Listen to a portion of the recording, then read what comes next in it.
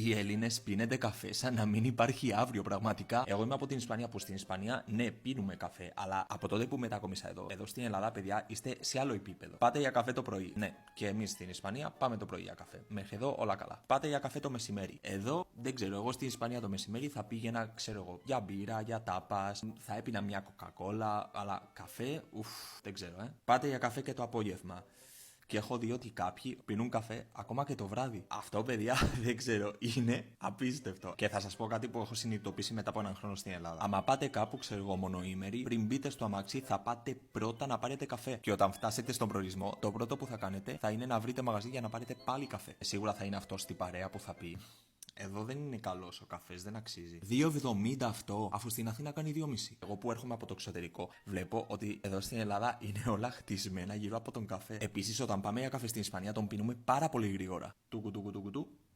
Άλλε, vamos. Όμως εδώ στην Ελλάδα μπορείτε να κάτσετε μέχρι, ξέρω εγώ, 3 ώρες για καφέ. Επίσης, όταν πάω για βόλτα, ξέρω εγώ, στο κέντρο, βλέπω περισσότερους καφέδες στο χέρι παρά κινητά. Αυτό, παιδιά, είναι απίστευτο. Και είναι και πάρα πολύ καλό, γιατί νομίζω ότι περνάμε ήδη πάρα πολλές ώρες με τα κινητά, οπότε καλύτερα να πάρουμε καφέ. Δεν ξέρω, καφές είναι ένας ακόμη λόγος για τον οποίο η Ελλάδα είναι μοναδική.